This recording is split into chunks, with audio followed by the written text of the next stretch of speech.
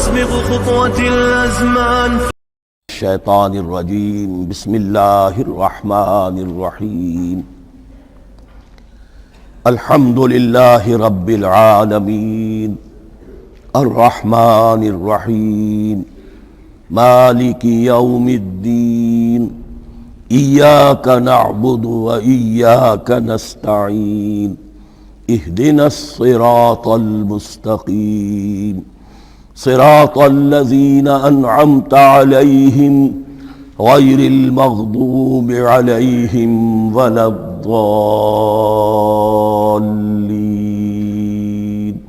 آمین امورنا کلہا واتمم لنا بالخیر وتقبل منا فإنک خیر المتقبلین آمین یا رب العالمین۔ ابھی میں نے سورہ فاتحہ کی تلاوت کی اور آپ نے سماعت فرمائی۔ یہ سورہ مبارکہ مصحف کے اعتبار سے تو پہلی سورت ہے ہی، سب کو معلوم ہے، لیکن یہ بھی نوٹ کر لیجئے کہ یہ نزول کے اعتبار سے بھی سب سے پہلی مکمل سورت جو حضور پر نازل ہوئی وہ یہی ہے۔ اس سے قبل متفرق آیات نازل ہوئیں، 5 آیتیں سورہ علق کے آغاز میں، کچھ آیتیں سورہ قلم یا سورہ نون کے آغاز میں، کچھ آیتیں سورہ مزمل کی ابتدا کی، کچھ آیتیں سورہ مدثر کے آغاز کی۔ 5ویں وحی تقریباً اس پر اجماع ہے کہ یہ سورۃ الفاتحہ کی ہے اور یہ مکمل سورت ہے جو حضور پر نازل ہوئی۔ سورۃ الفاتحہ کے معنی ہوئے افتتاحی سورت۔ فتح یفتح کے معنی ہے کھولنا، مفتاح کنجی کو کہتے ہیں، چابی کو۔ تو یہ اوپننگ سورہ آف دی قرآن، قرآن حکیم کی افتتاحی صورت۔ ویسے جیسا کہ میں تعارف قرآن کے ضمن میں عرض کر چکا ہوں، عربوں کا یہ مزاج تھا کہ جس چیز سے انہیں خصوصی محبت ہوتی تھی اس کے بہت سے نام رکھتے تھے۔ اس کے بھی بہت سے نام ہیں۔ سورۃ الفاتحہ سب سے عام ہے، لیکن الکافیہ، الشافیہ، ام القرآن، اساس القرآن، کم سے کم یہ 4 نام تو میں سمجھتا ہوں کہ ہر مسلمان کو مزید معلوم ہونے چاہیے، اور بھی بہت سے نام۔ اس سورہ مبارکہ کی بالاتفاق و بالاجماع 7 آیتیں ہیں، اگرچہ ان کی ترتیب میں کچھ اختلاف ہے۔ ایک رائے یہ ہے، اور یہ رائے امام شافعی کی بھی ہے اور بصرہ کے جو قراء تھے ان کی بھی ہے، کہ آیت بسم اللہ بھی سورہ فاتحہ میں شامل ہے، اس کا جز ہے۔ وہ اس کو شامل کر کے پھر 7 آیتیں بناتے ہیں، تو آخری جنہیں ہم 2 آیتیں سمجھتے ہیں، صراط الذین انعمت علیہم غیر المغضوب علیہم ولا الضالین، وہ ان کے نزدیک ایک آیت ہے۔ تو گویا کہ نتیجہ یہ نکلا کہ آیتوں کی تعداد 7 ہی رہتی ہے۔ امام ابو حنیفہ رحمۃ اللہ علیہ کا موقف اور کوفے کے جو قراء تھے ان کا بھی موقف یہ ہے کہ آیت بسم اللہ نہ سورہ فاتحہ کا جز ہے نہ کسی اور سورت کا جز ہے، سوائے ایک مقام پر جہاں حضرت سلیمان علیہ السلام کا خط جو ہے نقل ہوا ہے، جو انہوں نے ملکہ سبا کو لکھا تھا، انہ من سلیمان و انہ بسم اللہ الرحمن الرحیم۔ تو قرآن کے متن میں صرف اسی جگہ پر یہ آیت شامل سمجھتے ہیں، باقی یہ صرف علامت کے طور پر کہ یہاں سے ایک نئی سورت شروع ہو رہی ہے درج کی گئی ہے۔ اس سورہ مبارکہ کو الصلاح قرار دیا گیا ایک حدیث میں۔ اس کا جو اسلوب ہے وہ دعا کا ہے، اور دعا کے ساتھ اس کی جو مناسبت ہے، اور پھر اسی کی وجہ سے ہماری نماز کا یہ جزو لا ینفک بنا دیا گیا۔ بلکہ ایک حدیث جو میں آپ کو سناؤں گا اس میں اسی کو نماز قرار دیا گیا، الصلاح یہی ہے۔ ویسے وہ حدیث مبارک موجود ہے، من لم یقرأ بفاتحۃ الکتاب لا صلاۃ لمن لم یقرأ بفاتحۃ الکتاب، جو شخص سورہ فاتحہ کی تلاوت نہیں کرتا اس کی کوئی نماز نہیں۔ اس کے حوالے سے بھی ہمارے ہاں 2 مسلک ہیں، ذکر صرف اس لیے کر رہا ہوں کہ آپ کے علم میں ہو، ان میں کوئی بنیادی فرق نہیں ہے۔ کسی بھی ایک رائے کا انسان قائل اور حامل ہو سکتا ہے بغیر اس کے کہ دوسرے کو بالکل غلط قرار دے، بلکہ یہ کہ اس کے لیے بھی گنجائش اپنے ذہن میں اور اپنے دل میں رکھے۔ اور دوسری آیت یہ ہے کہ اس کا حصہ نہیں ہے۔ اسی اعتبار سے یہ کہ یہ سورہ مبارکہ نماز میں پڑھی جانی ضروری ہے، لا صلاۃ لمن لم یقرأ بفاتحۃ الکتاب، البتہ یہ اختلاف ہے، یہ بات جو میں ذکر کر رہا تھا جو ذہن سے نکل گئی، کہ آیا مقتدی جو ہے امام کے پیچھے کھڑا ہو کر جب نماز پڑھ رہا ہو تو کیا اس صورت میں بھی اس کے لیے لازم ہے کہ سورہ فاتحہ پڑھیں؟ اس میں دو رائے ہو گئی، بلکہ تین۔ ایک رائے انتہائی ہے اور وہ فقہ حنفی کی طرف منسوب ہے کہ اگر آپ امام کے پیچھے مقتدی کی حیثیت سے نماز پڑھ رہے ہیں تو کسی بھی رکعت میں آپ سورہ فاتحہ نہیں پڑھیں گے۔ ایک دوسری بالکل برعکس رائے ہے، وہ امام شافعی رحمۃ اللہ علیہ کی ہے کہ ہر حالت میں چاہے امام جہری رکعت پڑھا رہا ہو جس میں وہ بلند آواز سے سورہ فاتحہ پڑھ رہا ہو، اور چاہے وہ سری رکعت ہو، ہر حالت میں مقتدی کو بھی پڑھنی ہے۔ ایک تیسری رائے بین ہے، وہ امام مالک کی ہے رحمۃ اللہ علیہ، کہ جو سری رکعت ہے جس میں کہ امام بھی خاموشی سے پڑھ رہا ہے، مقتدیوں کو بھی پڑھنی چاہیے۔ جو جہری رکعت ہے جس میں کہ امام بلند آواز سے پڑھ رہا ہے، اس میں مقتدیوں کو خاموش رہ کر پوری توجہ جو ہے سننے پر صرف کر دینی چاہیے۔ اذا قرئ القرآن فاستمعوا له وانصتوا، جب قرآن پڑھا جا رہا ہو تو پوری توجہ اس کے پڑھنے پر مرکوز کر دو اور خود خاموش رہو۔ میرے اپنی رائے میں یہ تیسری رائے سب سے زیادہ صائب ہے، اور اس میں کسی طرح کی بھی کوئی پیچیدگی پیدا نہیں ہوتی۔ بہرحال اس سورہ مبارکہ کا جو اسلوب ہے میں نے عرض کیا دعائیہ ہے، البتہ قرآن مجید کے علم اور حکمت کے اعتبار سے، اس کے فلسفے کے اعتبار سے ایک بات سمجھ لینی چاہیے۔ قرآن کا فلسفہ یہ ہے کہ بنیادی ہدایت ہر انسان کے دل میں موجود ہے، بالقوہ، پوٹینشلی۔ یہ جو قرآن مجید یا اللہ کی کتابیں نازل ہوتی ہیں یہ انہیں ایکٹیویٹ کرتی ہیں، وہ اندر کی جو ڈورمنٹ کانشسنس ہے، خوابیدہ شعور جو ہے اسے بیدار کر کے، اور پھر یہ کہ اسے اجاگر کرتی ہیں۔ ہر سلیم الفطرت انسان اور سلیم العقل انسان، دو سلامتی شرط ہیں۔ سلیم الفطرت، نیچر پرورٹڈ نہ ہو، فطرت مسخ نہ ہو گئی ہو، عقل سلیم ہو، ان دونوں چیزوں کا نتیجہ یہ نکلتا ہے کہ وہ انسان از خود، بغیر کسی وحی کی رہنمائی کے، بغیر کسی نبی کی تعلیم کے سے استفادہ کیے ہوئے از خود بھی کچھ حقائق تک پہنچ جاتا ہے۔ اور وہ حقائق کیا ہے؟ نمبر ایک یہ کہ اس کائنات کا ایک خالق ہے اور وہ ایک ہے، متصف ہے۔ نمبر دو یہ کہ انسان کی زندگی صرف یہ زندگی نہیں ہے، بلکہ ایک اور زندگی ہے کہ جس میں اس زندگی کے اعمال کے نتائج برآمد ہوں گے۔ یہ دو باتیں، اس کی زیادہ وضاحت کے ساتھ جو ہے اس کا تذکرہ آئے گا سورہ لقمان میں، جہاں حضرت لقمان کی شخصیت کا تذکرہ ہے۔ لیکن یہاں صرف یہ بات سمجھ لیجئے کہ قرآن کا فلسفہ یہ ہے کہ ہر انسان میں، ہر فرد نوع بشر میں جو اپنی ولادت کے وقت مسلم ہوتا ہے، حضور کی حدیث ہے کل مولود یولد علی الفطرہ ابواہ یحودانہ او ینصرانہ او یمجسانہ، ہر بچہ نوع انسانی کا فطرت اسلام پر پیدا ہوتا ہے، وہ فطرت کے اندر وہ ہدایت ودیت ہے۔ اب اگر وہ فطرت بس نہیں ہوئی اور عقل جو ہے وہ صحیح رخ پر کام کر رہی ہے تو ان دو حقائق تک وہ انسان خود پہنچ جائے گا۔ لیکن ان دونوں حقائق تک پہنچنے کے بعد اب وہ دست بستہ دعا کرے گا کہ اے رب اب مزید ہدایت تو مجھے عطا فرما۔ ایک تو یہ کہ میں کیا کروں کیا نہ کروں، میری عقل اس میں ٹھوکر کھا سکتی ہے، میں کسی اچھی چیز کو بری سمجھ سکتا ہوں، کسی بری کو اچھی سمجھ سکتا ہوں، تو مجھے صحیح راستہ، صحیح راہ ہدایت پر چلا۔ یہ دعا ہے جو انسان کرتا ہے جبکہ وہ ایمان باللہ اور ایمان بالآخرہ تک خود پہنچ چکا ہوتا ہے، اور یہ سمجھتا ہے کہ صحیح زندگی کا رخ یہی ہے کہ جس رب کو میں نے پہچانا ہے کہ وہ اس کائنات کا خالق ہے اور مالک ہے اور رب ہے، میں اس کی بندگی کروں، اس کی اطاعت کروں، اس کا حکم مانوں، اس کے راستے پر چلوں۔ لیکن وہ راستہ کون سا ہے؟ اس کے لیے پھر دست بدعا ہوتا ہے کہ پروردگار تو میری رہنمائی فرما۔ یہ مقام ہے کہ جہاں آپ سمجھ لیجئے اپنے آپ کو بھی آج اس جگہ پر تصور کرتے ہوئے پھر اس سورہ مبارکہ کو پڑھیے کہ آپ اس مقام پر اللہ کے فضل و کرم سے پہنچ چکے ہیں کہ اللہ کو آپ نے پہچان لیا اور اس کی توحید کو جان لیا، اس کی جملہ صفات کمال سے آپ واقف ہو گئے، آپ یہ بھی جان گئے کہ بڑھ کر اس کے حضور میں حاضر ہونا ہے اور وہ حساب کتاب لے گا۔ پھر آپ نے یہ عہد بھی کر لیا کہ اب زندگی گزارنی ہے اس رب کی بندگی میں، اسی کی فرما برداری میں۔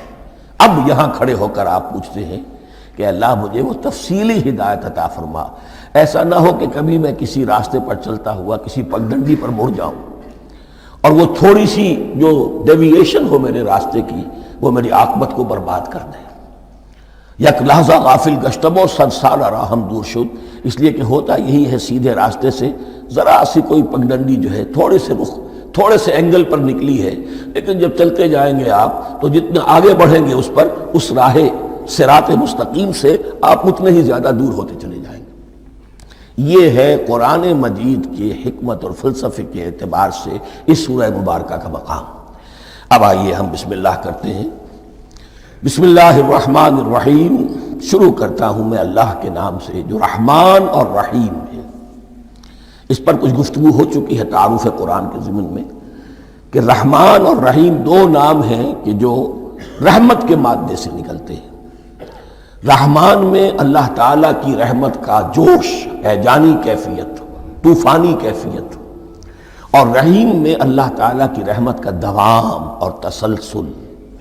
یہ دونوں کیفیات اللہ کی رحمت میں بیک وقت موجود ہیں، جس کا ہم تصور نہیں کر سکتے۔ ہم سمندر کو دیکھتے ہیں، متلاطم سمندر ہے، اس میں ہیجان ہے، طوفان ہے۔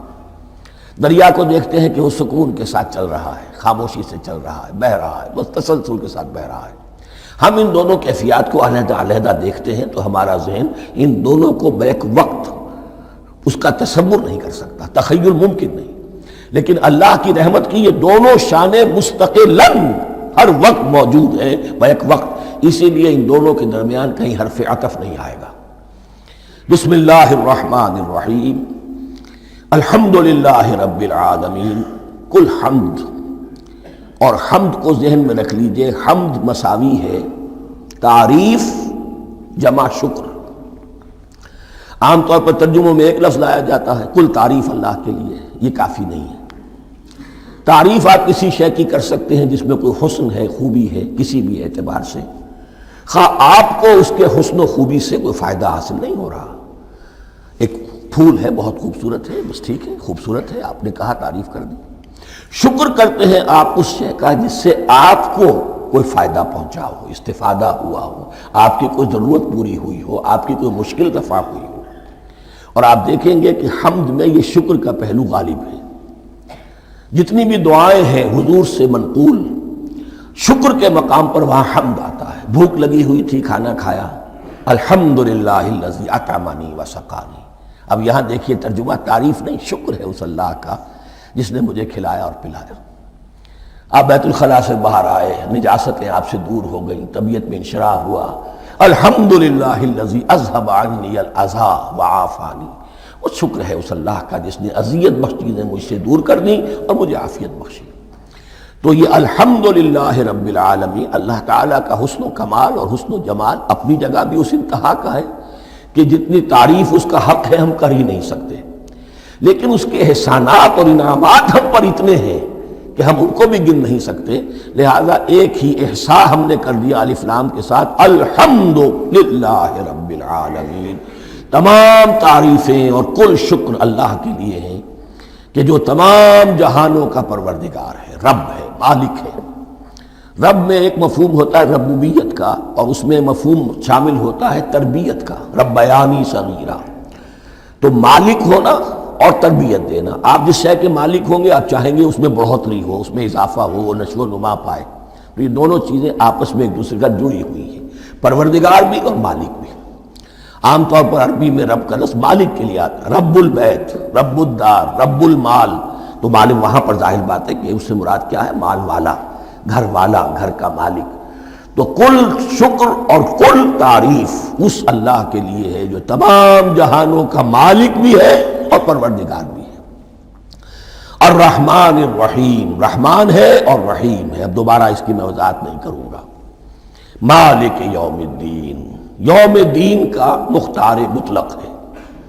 دین عربی زبان میں کہتے ہیں بدلے کو، دناہم کما دانو کما تدینو تو دانو، یہ کہاوت ہے، جیسے اردو میں ہم کہتے ہیں جیسا کرو گے ویسا بھرو گے، کما تدینو تو دانو، تو یہ ہے بدلہ، اس کا بنیادی مفہوم جو ہے وہ بدلہ ہے۔ تو بدلے کا ایک دن ہے جس دن فیصلہ ہوگا کہ کون کیا کما کر لایا ہے، اسے کیا بدلہ ملنا چاہیے۔ آیا اس کا برائیوں کا پلڑا بھاری ہے کہ اسے سزا ملنی چاہیے، یا اس کی حسنات اور نیکیوں کا پلڑا بھاری ہے کہ اسے جزا ملنی چاہیے، اس کا انعام اور اکرام کے ساتھ معاملہ کیا جانا چاہیے۔ وہ ایک دن ہے، اسے ہم یوم القیامہ کہتے ہیں۔ اور لیکن اصل بات جو یہاں کہی گئی، یعنی ایک جملے میں 3 باتوں کا اعتراف ہو رہا ہے۔ بعث بعد الموت، ایک دن آئے گا کہ ہم مرنے کے بعد تمام انسان اٹھا لیے جائیں گے، پھر حساب و کتاب، پھر اللہ کے ہاں حاضری ہوگی اور حساب کتاب ہوگا۔ اور تیسرا یہ کہ اس حساب کتاب کے دن کا مختار مطلق اللہ ہے، یعنی کسی اور کو اپنے ذہن میں سہارا بنا کر آپ زندگی گزاریں کہ وہ مجھے چھڑا لے گا، یا وہ ہستی جو ہے اتنی زوردار ہے کہ وہ مجھے بچا لے گی، اس سے اپنے دل کو، اپنے ذہن کو بالکل پاک کر لیجئے۔ مالک یوم الدین، ایک دوسری جگہ پر قرآن میں آیا ہے، اس روز کوئی پکارنے والا پکارے گا لمن الملک اليوم للہ الواحد القہار، آج کے دن کس کا اختیار مطلق ہے؟ اور پھر کہا جائے گا اللہ کے لیے الواحد قہار، جو پوری طرح چھایا ہوا ہے، بس تولی ہے۔ تو مالک یوم الدین، جو جزا و سزا کے دن کا مالک ہے۔ اب یہاں سے کلام ایک رخ بدل رہا ہے، ابھی تک تو یہ غائبانہ انداز میں کلام ہو رہا ہے، اللہ سے خطاب نہیں آیا اس میں ابھی۔ الحمدللہ رب العالمین الرحمن الرحیم مالک یوم الدین، اب خطاب ہے ایاک نعبد و ایاک نستعین، ہم صرف تیری ہی بندگی کرتے ہیں اور کریں گے، اور ہم صرف تجھ ہی سے مدد مانگتے ہیں اور مانگیں گے۔ یہ ترجمہ میں کیوں کر رہا ہوں کہ یہ فعل مضارع ہے، عربی زبان میں فعل مضارع حال اور مستقبل دونوں کو کور کرتا ہے۔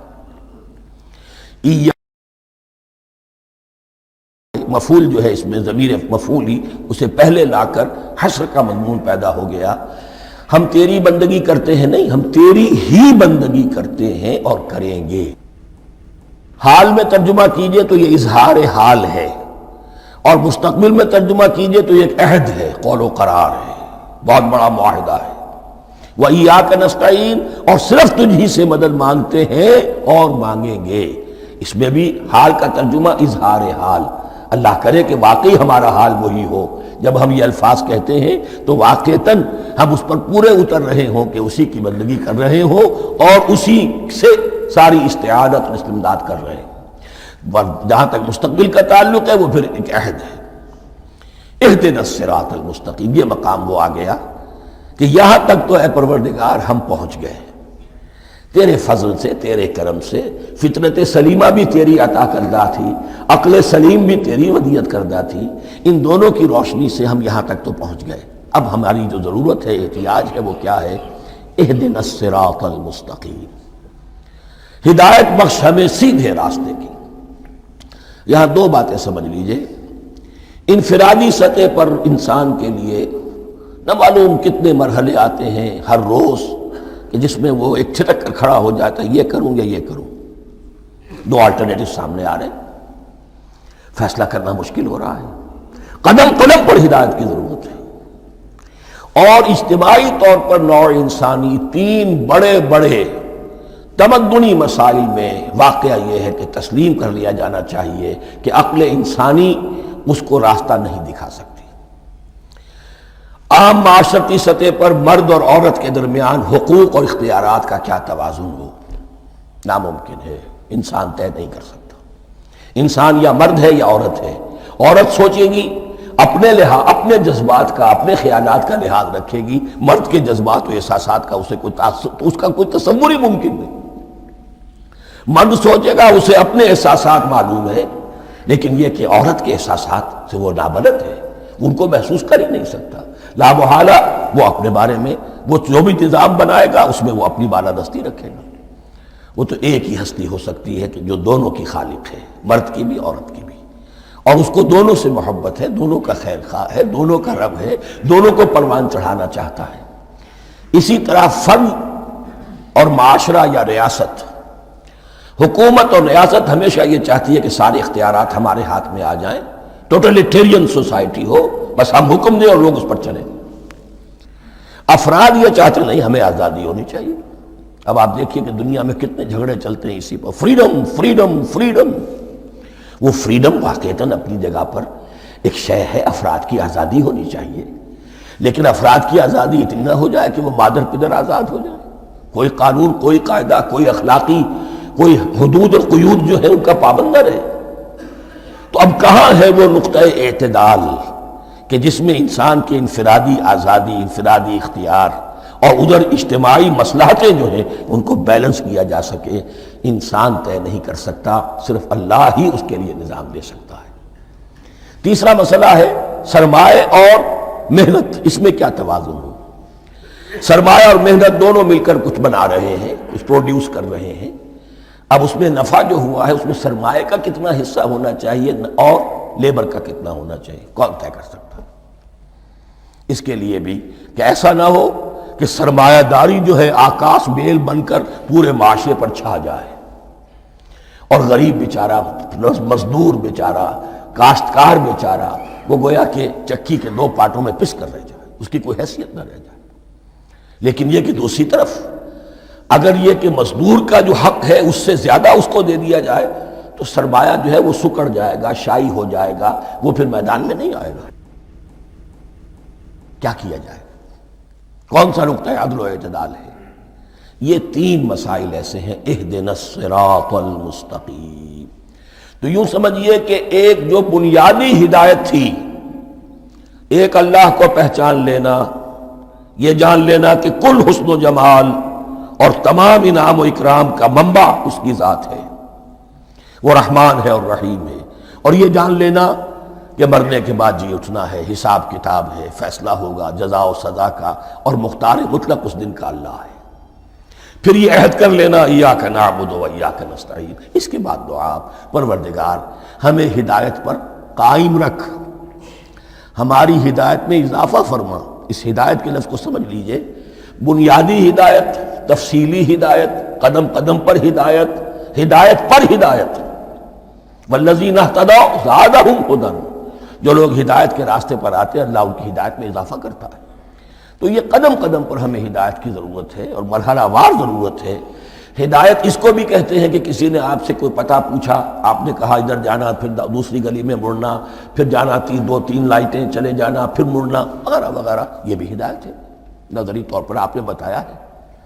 ایک ہدایت یہ ہوئی کہ بھائی میں چلتا ہوں آپ کے ساتھ، میں آپ کو وہاں تک پہنچا دوں گا تاکہ آپ کو دقت نہ ہو، آپ نے منزل تک پہنچا دیا۔ ان دونوں کے درمیان، یہ تو میں نے ایک فرد کی مثال دی ہے، اللہ اور بندے کے درمیان نہ معلوم کتنے مراحل ہیں ہدایت کے۔ تو کسی وقت بھی انسان اپنے آپ کو ہدایت خداوندی سے مستغنا نہیں سمجھ سکتا، اور نہیں تو پروردگار جو ہدایت دی ہے اس پر ہدایت پر قائم رکھ۔ کیا پتہ شیطان کا کوئی حملہ، کیا پتہ ہمارے نفس کی کوئی شرارت کسی ایسے رخ پر ہمیں ڈال دے کہ اب تک کی ساری کمائی بھی ضائع ہو جائے۔ لہذا یہ نہ سمجھیے کہ جب یہ ساری چیزیں ان کو معلوم تھیں، وہ ان چیزوں کا تو اقرار کر رہے تو اب ہدایت کون سی مانگ رہے ہیں؟ تو ہدایت کا تو بڑا میدان کھلا ہوا ہے، اور اس ہدایت کی وہ جو میں نے آخری شکل آپ کو بتائی ہے کہ منزل مقصود تک پہنچا دے، یہ ہدایت بھی قرآن مجید میں اس معنی میں بھی لفظ آیا ہے کہ اہل جنت جب جنت میں داخل ہوں گے تو جو ترانہ حمد ان کی زبان پر اس وقت ہوگا وہ کیا ہے؟ الحمدللہ الذی ہدانا لہذا وما کنا لنہتدی لولا ان ہدانا اللہ۔ کل شکر اس اللہ کا جس نے ہمیں یہاں تک پہنچا دیا، ہدایت دی یہاں تک پہنچا دیا، اور ہم ہرگز نہ پہنچ پاتے، ہم ہرگز ہدایت یافتہ نہ ہو سکتے اگر اللہ ہی ہمیں ہدایت نہ دیتا۔ اہدنا الصراط المستقیم، سیدھا راستہ، صراط الذین انعمت علیہم۔ اب اس کی مزید وضاحت ہے، راستہ اس کا ان لوگوں کا جن پر تیرا انعام ہوا۔ یہ کون لوگ ہیں؟ اس کی وضاحت آپ کو ملے گی سورہ نساء میں، من یطع اللہ والرسول فاولئک مع الذین انعم اللہ علیہم من النبیین والصدیقین والشہداء والصالحین۔ 4 طبقات ہیں منعم علیہم، جن پر اللہ کا انعام ہوا ہے۔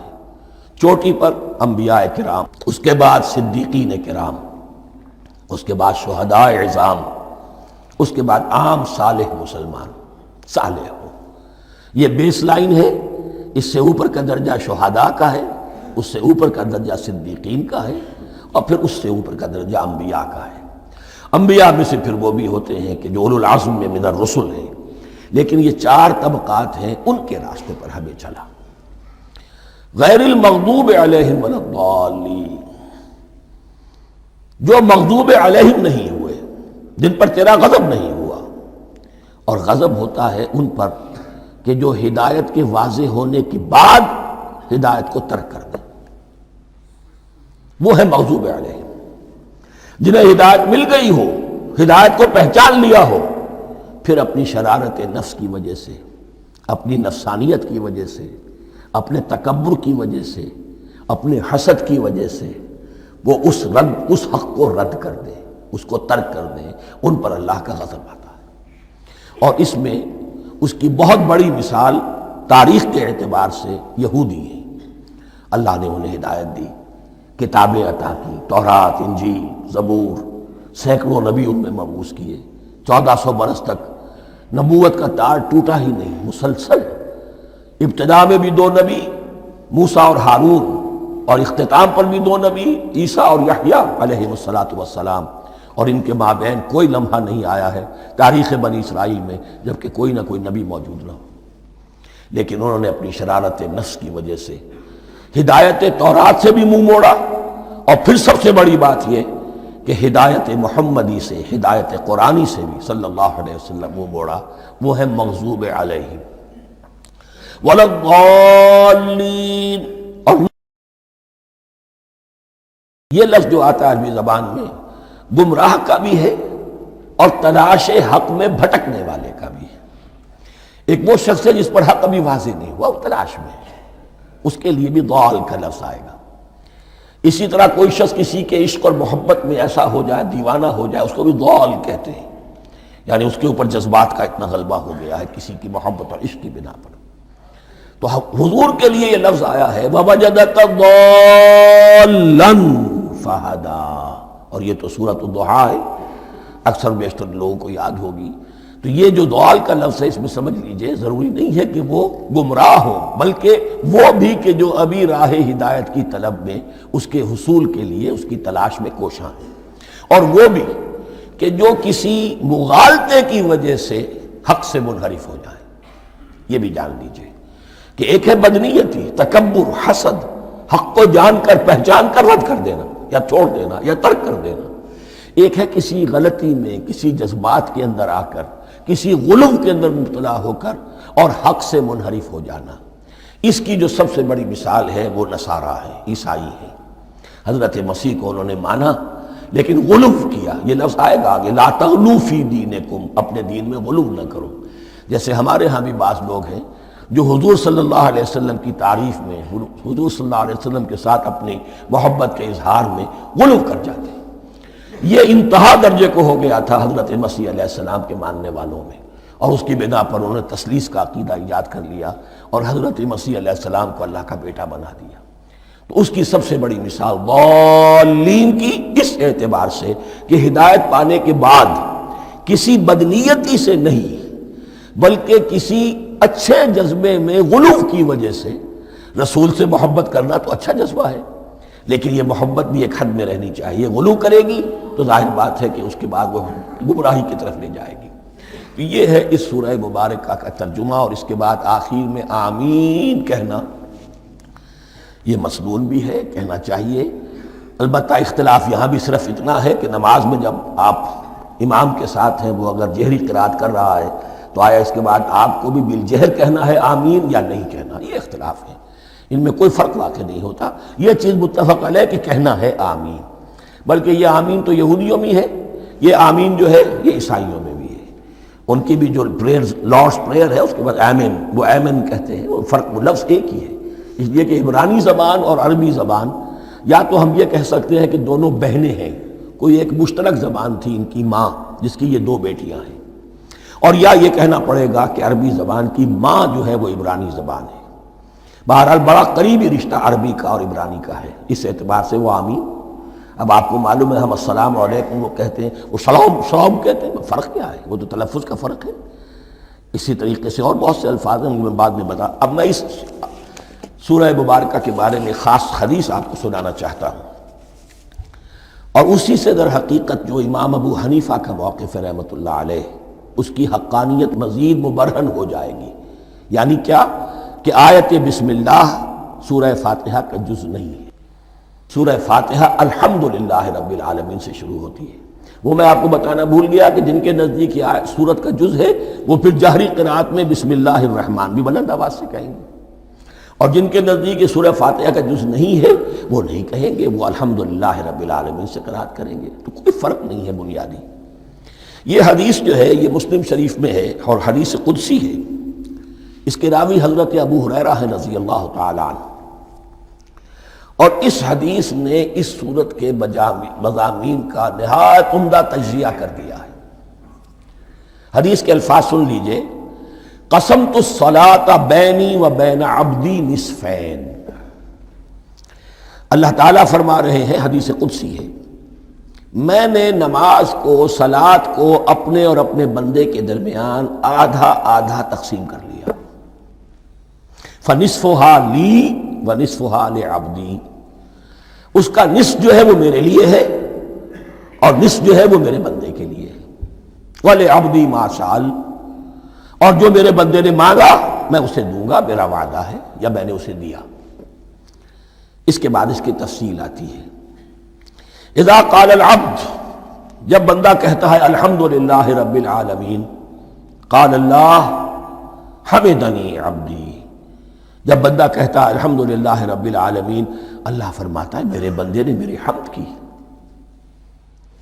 وَإِذَا قَالَ الرَّحْمَنِ الرَّحِيمِ قَالَ اللَّهُ اثْنَى عَلَيَّ عَبْدِي، جب بندہ کہتا ہے الرحمن الرحیم، اللہ فرماتا ہے میرے بندے نے میری ثنا کی۔ وَإِذَا قَالَ مَالِكَ يَوْمِ الدِّينِ قَالَ اللَّهُ تَعَالَى مَجَّدَنِي عَبْدِي، میرے بندے نے میری تمجید بیان کی، میری بزرگی بیان کی۔ اب یہ تین آیتیں ہو گئیں، تینوں میں اللہ کی حمد ہے، ثنا ہے، تمجید ہے۔ یہ تین آیتیں خالص اللہ کے لیے ہو گئیں۔ اب چوتھی آیت آئی، ایاک نعبد و ایاک نستعین۔ اس کے بارے میں جب بندہ کہتا ہے اذا قال العبد ایاک نعبد و ایاک نستعین، قال اللہ تعالی ھذا ما بینی و بین عبدی ولعبدی ما سأل، یہ میرے اور میرے بندے کے درمیان ہے۔ یہ تو یوں سمجھئے کہ یہ گرہ لگ گئی ہے میرے اور میرے بندے کے مابین۔ اس نے مجھ سے قول و قرار کیا ہے، اس نے میری بندگی کا اعتراف کیا ہے، اس نے تسلیم کیا ہے کہ میری ہی بندگی کرتا ہے اور کرے گا، اور مجھ سے مدد چاہیے ہے۔ ھذا ما بینی و بین عبدی، یہ معاہدہ ہے۔ معاہدہ دو فریقوں کے مابین ہوتا، یہ میرے اور میرے بندے کے مابین ہے۔ وَلِعَبْدِي مَا سَأَلَ، اور میں نے اپنے بندے کو دیا جو اس نے مانگا، وہ میری مدد چاہتا ہے، میری مدد اس کے شامل حال رہے گی۔ فَإِذَا قَالَ، اور جب بندہ کہتا ہے اهْدِنَا الصِّرَاطَ الْمُسْتَقِيمَ صِرَاطَ الَّذِينَ أَنْعَمْتَ عَلَيْهِمْ غَيْرِ الْمَغْضُوبِ عَلَيْهِمْ وَلَا الضَّالِّينَ، قَالَ اللَّهُ تَعَالَى هَذَا لِعَبْدِي وَلِعَبْدِي مَا سَأَلَ۔ یہ تین آیتیں یہ میرے بندے کے لیے، اهْدِنَا الصِّرَاطَ الْمُسْتَقِيمَ، اسی صراط مستقیم کی وضاحت ہے مثبت، صراط الذین انعمت علیہم، اسی صراط المستقیم کی وضاحت ہے منفی انداز میں، غیر المغضوب علیہم ولا الضالین۔ یہ سب میرے بندے کے لیے ہے اور میں نے اپنے بندے کو دیا جو اس نے مانگا۔ اس کو میں نے ایک مرتبہ یہ ترازو کی شکل میں اس کو لکھوایا تھا۔ دیکھیے یہ ایاک نعبد و ایاک نستعین، یہ ہے وہ ترازی کی وہ ڈنڈ، واو جو ہے ایاک نعبد و ایاک نستعین، واو جو ہے گویا کہ وہ مٹھ ہے جس سے کہ ترازو کو پکڑا جاتا ہے۔ ادھر ایک پلڑا ہے جس کی تین آیتیں ہیں، الحمدللہ رب العالمین، الرحمن الرحیم، مالک یوم الدین۔ اس کا نتیجہ کیا نکلا؟ ایاک نعبد۔ آپ نے شاید یہ سنا بھی ہو ایک بہت ہی عمدہ قرات کا جو ریکارڈ ہے قاری عبدالباسط عبدالصمد کا، وہ یہیں سے چل کر سورہ فاتحہ کی قرات کر کے ایاک نعبد پر آ کر رکتا ہے۔ الحمدللہ رب العالمین الرحمن الرحیم مالک یوم الدین ایاک نعبد۔ گویا کہ یہاں یہ سورت بالکل ہاف ہو گئی ہے۔ 3 آیتوں میں اللہ کی حمد ہے، ثنا ہے، تمجید ہے، جس کا نتیجہ ہم تیری ہی بندگی کرتے ہیں، تیری ہی اطاعت کریں گے۔ لیکن اب اس کے بعد سوال ایاک نستعین، اسی کی جو استعانت کیا درکار ہے ہمیں؟ ہدایت۔ ہدایت سب سے بڑی استعانت ہے، ہدایت ہی تو سب سے بڑی مدد ہے۔ اہدنا الصراط المستقیم صراط الذین انعمت علیہم غیر المغضوب علیہم ولا الضالین۔ یہ ایاک نستعین کے حکم کے ساتھ یہ 3 آیتیں آ گئیں۔ اہدنا الصراط المستقیم صراط الذین انعمت علیہم غیر المغضوب علیہم ولا الضالین۔ قسمت الصلاۃ بینی و بین عبدی نصفین فنصفها لی ونصفها لعبدی ولعبدی ما سأل۔ اللہ تعالیٰ اس سورہ فاتحہ کا جو اصل مفہوم ہے وہ بھی ہمارے ذہنوں پر، ہمارے شعور کی سطح پر اسے اجاگر کیے رکھے، ہمیں توفیق دے کہ جب بھی پڑھیں، جب بھی سنیں تو وہ کیفیت اگر ہو جائے۔ اس لیے کہ ایک حدیث ہے کہ الصلاۃ معراج المومنین، نماز تو اہل ایمان کے حق میں معراج کے درجے میں ہے۔ اس حوالے سے ہم یہ سمجھ سکتے ہیں کہ کوئی وقت ایسا آ سکتا ہے کہ انسان کو واقعتاً، روح انسانی واقعتاً اللہ کے یہ جواب سنے۔ انہونی بات نہیں ہے۔ اٹھتا ہے حجاب آخر، کرتے ہیں خطاب آخر، یہ تو ہوتا ہے۔ مخاطبہ الہی، یہ تو میں نے عرض کیا کہ ثابت ہے۔ مخاطبہ، محادث اور تحدیث، اللہ بندوں سے کلام کرتا ہے۔ اب آئیے بسم اللہ الرحمن الرحیم، اب یہ سورہ بقرہ شروع ہو رہی ہے۔ سورۃ البقرہ جو 286 آیات پر مشتمل ہے، تقریباً 2.5 پاروں پر پھیلی ہوئی ہے۔ ہر شخص جانتا ہے کہ یہ قرآن حکیم کی حجم کے اعتبار سے سب سے بڑی سورت ہے، لیکن یہ معاملہ صرف حجم کا نہیں ہے۔ نبی اکرم صلی اللہ علیہ وسلم نے اسے سنام القرآن قرار دیا ہے۔ آپ نے فرمایا لکل شیء سنام، ہر چیز کی ایک چوٹی ہوتی ہے، جیسے اونٹ کا کوہان ہوتا ہے۔ وسنام القرآن البقرہ، سنام القرآن، قرآن کی چوٹی جو ہے وہ سورۃ البقرہ ہے۔ یہ نوٹ کر لیجئے جو میں نے کل آپ کو جو مختلف مکی اور مدنی صورتوں کے گروپوں کے بارے میں بتایا تھا کہ یہاں سے اب پہلی منزل بھی شروع ہو رہی ہے اور پہلا گروپ بھی شروع ہو رہا ہے، اور اس کے ساتھ جو اگلی صورت آئے گی وہ اس کا جوڑا ہے، سورہ آل عمران، جس کی سب سے نمایاں علامت یہ نوٹ کیجئے، یہ بھی الف لام میم سے شروع ہوئی، اگلی بھی الف لام میم سے شروع ہوگی۔ اس کے بعد 2 صورتیں مدنی اور ہیں، لیکن ان دونوں میں نہ حروف مقطعات ہے، نہ کوئی اور تمہیدی کلام ہے، براہ راست خطاب۔ سورہ نساء میں یا ایھا الناس اور سورہ مائدہ میں یا ایھا الذین آمنوا، کوئی تمہیدی بات نہیں، کوئی حروف مقطعات نہیں، براہ راست خطاب۔ وہ ایک جوڑا ہے سورہ نساء اور سورہ مائدہ، اور یہ ایک جوڑا ہے سورہ بقرہ اور سورہ آل عمران۔ سورہ بقرہ اور سورہ آل عمران کو نبی اکرم صلی اللہ علیہ وسلم نے الزہراوین بھی قرار دیا ہے۔ زہرا کہتے ہیں بڑی روشن چیز کو۔ یہ حضرت فاطمہ رضی اللہ تعالی عنہ کے نام کے ساتھ آتا ہے، فاطمۃ الزہراء، تو زہرا بہت روشن، دمکتی ہوئی شے۔ الزہراوین، یہ 2 نہایت دمکتی ہوئی صورتیں ہیں جو قیامت کے دن 2 بدلیوں کی شکل میں ظاہر ہوں گی، حضور نے فرمایا، اور جو لوگ ان صورتوں سے محبت کرتے تھے ان پر سایہ کریں گی۔ اللہم ربنا اجعلنا منہم، ہمیں اللہ تعالیٰ ان میں شامل فرما دے۔ اس سورہ مبارکہ کو 2 حصوں میں تقسیم سمجھیے۔ ویسے تو یہ کہ رکوع آئیں گے، پارے بھی بدلیں گے اس میں، لیکن حصے 2 ہیں۔ پہلے حصے میں اصل روح سخن سابقہ امت مسلمہ سے ہے، یہود سے، بنی اسرائیل سے۔ دوسرے حصے میں اصل خطاب موجودہ امت مسلمہ سے ہے، امت محمد سے صلی اللہ علیہ وسلم۔ پہلے حصے میں 18 رکوع ہیں لیکن آیات 152 ہیں، دوسرے حصے میں 22 رکوع ہیں لیکن آیات 134 ہیں۔ گویا کہ اس سے آپ کو توازن نظر آئے گا کہ اگرچہ ادھر رکوعوں کی تعداد کم ہے 18 لیکن آیات کی تعداد زیادہ ہے 152، دوسرے حصے میں رکوعوں کی تعداد زیادہ ہے 22 لیکن آیات کی تعداد 134۔ اسی لیے اس کا ایک نام میں نے تجویز کیا ہے، وہ اس لیے تاکہ کچھ حقائق آپ کے ذہنوں میں ان ناموں کے حوالے سے بھی انشاءاللہ محفوظ ہو جائیں گے۔ سورۃ الامتین، دو امتوں کی سورت، اس لیے کہ تقریباً نصف اس کی ساری بحث جو ہے، مرکزی بحث، وہ سابقہ امت مسلمہ بنی اسرائیل، اور دوسرا نصف اس میں سارا خطاب وہ ہے موجودہ امت مسلمہ یعنی امت محمد صلی اللہ علیہ وسلم۔ اس کا جو پہلے 18 رکوع ہے یا پہلا حصہ ہے، اس کے اندر ڈویژن فردر ہوگی ورٹیکل، عمودی، پہلے 4 رکوع، پھر 10 رکوع، پھر 4 رکوع۔ لیکن جو 22 رکوع ہیں دوسرے حصے کے، دوسرے نصف کے، اس میں ڈویژن جو ہے جو ہاریزونٹل ہے، وہ افقی تقسیم ہے، عمودی نہیں، افقی، وہ میں بعد میں بیان کروں گا جب ہم وہاں پہنچ جائیں گے۔ ان کو پہلے سمجھ لیجئے کہ اس پہلے حصے کی جو تقسیم میں نے کی ہے، پہلے 4 رکوع، پھر 10 رکوع اور پھر 4 رکوع۔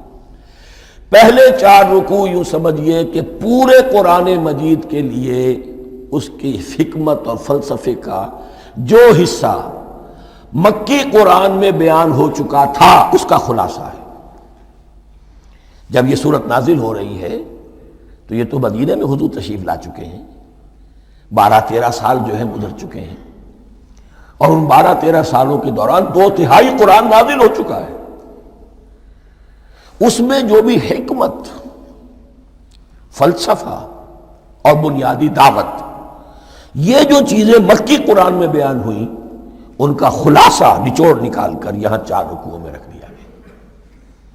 اگرچہ ان میں بھی جب گہرائی میں آپ دیکھیں گے تو روح سخن جو ہے وہ بنی اسرائیل کی طرف ہے، وہ میں بعد میں عرض کروں گا، لیکن اضافی طور پر یہ سمجھ لیجئے کہ پورے مکی قرآن کے حکمت اور پیغام کا خلاصہ ان 4 رکوعوں میں۔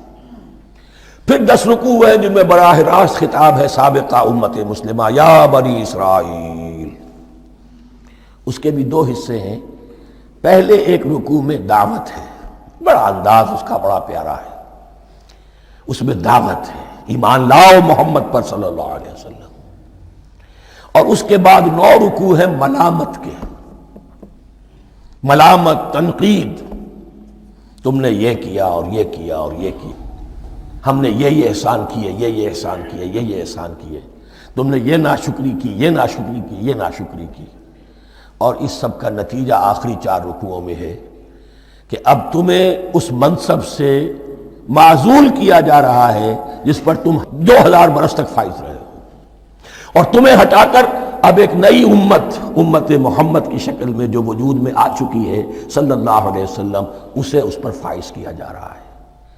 اور اس کی علامت کے طور پر اسے میں کہا کرتا ہوں کورونیشن، تاج پوشی، ایک امت معزول، دوسری امت اس کا نصب ہو رہا ہے، اس کی تاج پوشی کے لیے سمبل، علامت کیا ہے؟ قبلہ تحویل، وہ قبلہ یروشلم سابقہ امت کا قبلہ اب ادھر رخ نہیں ہوگا، اب اہل توحید کا قبلہ یہ مکے کی طرف ہوگا، بیت اللہ کی طرف ہوگا۔ تو تحویل قبلہ کا مضمون ہے جو ان 4 رکوعوں میں آتا ہے۔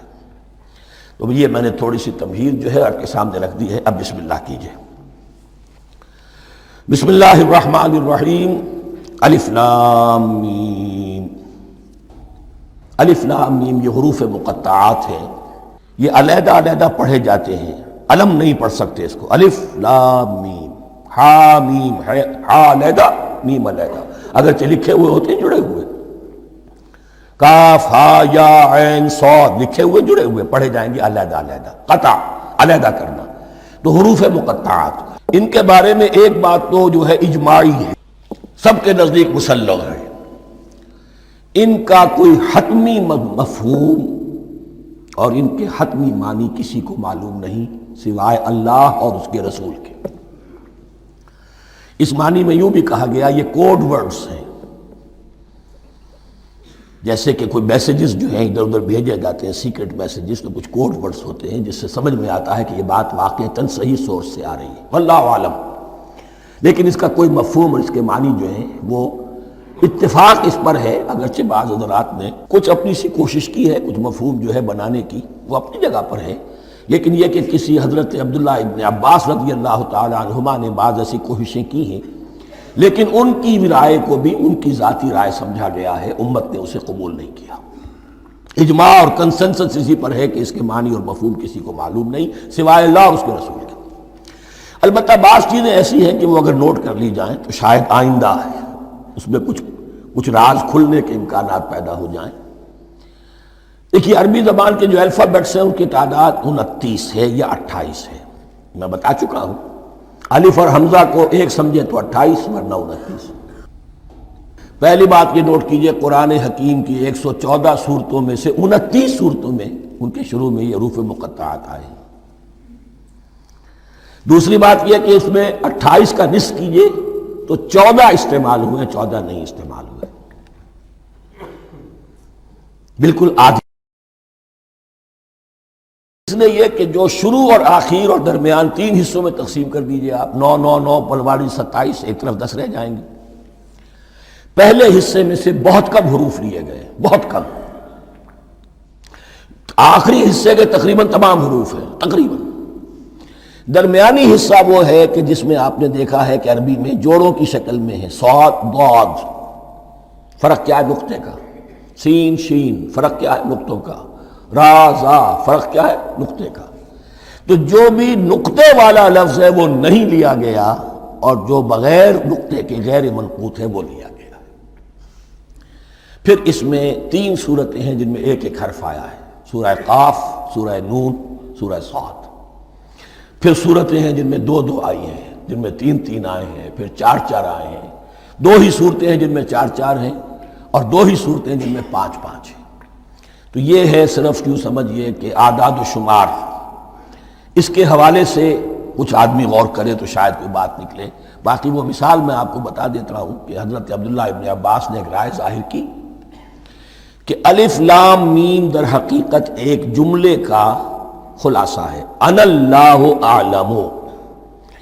پہلا لفظ ہے انا، اس کا الف لے لیا، درمیانی لفظ ہے اللہ، اس کا درمیانی لام لے لیا، تیسرا لفظ ہے اعلم، یہ آخری لفظ ہے، آخری حرف میم لے لیا، انا اللہ اعلم، میں اللہ جانتا ہوں، واللہ اعلم، واقعتاً اللہ ہی جانتا ہے۔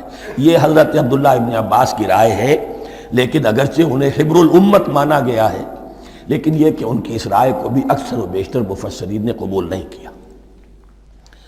اب جو پہلے 2 رکوع ہیں اس سورہ بقرہ کے، ان کے بارے میں تعویل عام اور تعویل خاص کا ایک بڑا بنیادی فرق ہے جو نوٹ کر لینا چاہیے۔ جس وقت یہ صورت نازل ہو رہی ہے، میں عرض کر چکا ہوں کہ 12 سال ہو چکے تھے حضور کو اپنا فریضہ نبوت و رسالت ادا کرتے ہوئے۔ ایک جماعت اچھی بھلی تیار ہو چکی تھی جنہوں نے حضور کی دعوت پر لبیک کہا، ایمان لائے اور آپ کی تعلیمات پر عمل کیا۔ وہ ایک گروہ موجود تھا، یہ ابو بکر ہے، یہ عمر ہے، یہ عثمان ہے، یہ طلحہ ہے، یہ زبیر ہے، یہ عبد الرحمن بن عوف ہے، یہ مصعب بن عمیر ہے، دیکھ لو۔ اور ایک گروہ وہ تھا کہ جو حق کو جان کر پہچان کر محض اپنی ضد اور ہٹ درمی کی باعث وہ کفر پر اڑ گیا تھا۔ اور اب ایک تیسرا گروہ پیدا ہو رہا تھا مدینے میں آ کر، وہ ابھی ایمبریونک سٹیج میں ہے، کہ جو داعی ہے، مدعی ہے کہ ہم مانتے ہیں لیکن حقیقت میں نہیں مانتے۔ یہ 3 قسم کے گروہ دنیا میں ہمیشہ پائے جائیں گے، ہمیشہ۔ اب میں اس کو لا رہا ہوں تعویل عام کی طرف۔ جب بھی کبھی کوئی دعوت اٹھے گی انقلابی، ایک ہوتا ہے واعظ و نصیحت، ٹھیک ہے، جس نے بھی فائدہ اٹھایا اٹھا لیا۔ ایک ہوتی ہے دعوت انقلابی، وہ انقلابی دعوت کا ہدف ہوتا ہے نظام کو بدلنا۔ نظام بدلتا ہے تو ظاہر بات ہے کہ جو لوگ اس نظام میں جن کے ویسٹڈ انٹرسٹ ہیں اور جن کو پریولیجز حاصل ہیں، جن کے مفادات ہیں، وہ تو لازماً اپنے نظام کا تحفظ کریں گے۔ ٹکراؤ ہوگا، تصادم ہوگا، تصادم میں جانی نقصان بھی ہوگا، مالی نقصان بھی ہوگا۔ یہ گویا کہ کسی انقلابی دعوت کے لوازم ہیں، اگر یہ شے نہ ہو تو دعوت انقلابی ہے ہی نہیں۔ اس اعتبار سے ہر انقلابی دعوت کے جواب میں 3 طبقے پیدا ہو جاتے ہیں۔ ایک وہ کہ جو اس دعوت کو قبول کرتے ہیں دیانت کے ساتھ، خلوص کے ساتھ، اخلاص کے ساتھ، اور پھر پوری جواں مردی کا ثبوت دیتے ہیں، ہر چہ بعد آباد، اب جو آئے سو آئے، جان دینی پڑے حاضر ہیں، مال دینا پڑے حاضر ہیں، کوئی تکلیف آئے، کوئی مشقت آئے، کوئی مصیبت آئے، کوئی قربانی کرے حاضر۔ جب پکارا گیا واپس نہیں پھیرا کوئی فرمان جنوں کا، اور تنہا نہیں لوٹی کبھی آواز جرس کی، خیریت جاں راحت تن صحت داما، سب بھول گئیں مصلحتیں اہل ہوس کی۔ ایک وہ لوگ ہوتے ہیں، ایک وہ لوگ ہوتے ہیں کہ جو اڑ جاتے ہیں ضد پر، ہٹ درمی پر، ماننے کے باوجود، جاننے کے باوجود کہ بات تو ٹھیک ہے جو کہہ رہے ہیں، کیسے مان لیں؟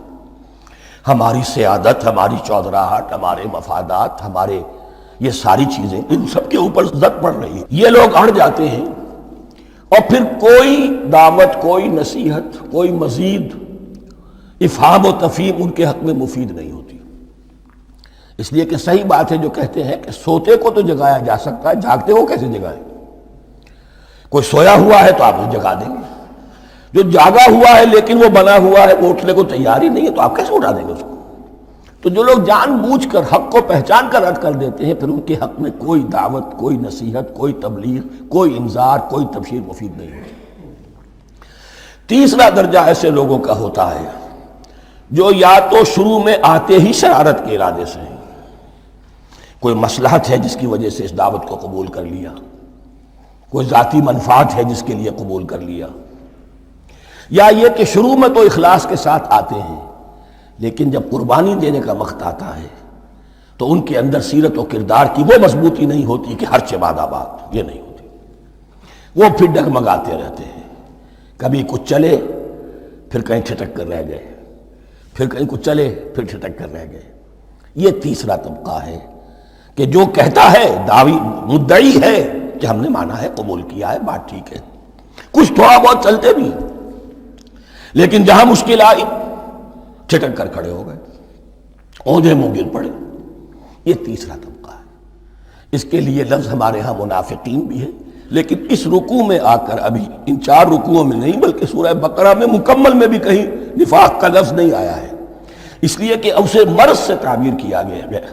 یہ مرض ہے ایک، اور اس مرض کے ذریعے سے لوگوں کے اندر جو ہے وہ ایک نفاق کا بیج پڑ رہا ہے، جو ظاہر ہوگا تو منافقت پوری کی پوری کھل کر سامنے آ جائے گی۔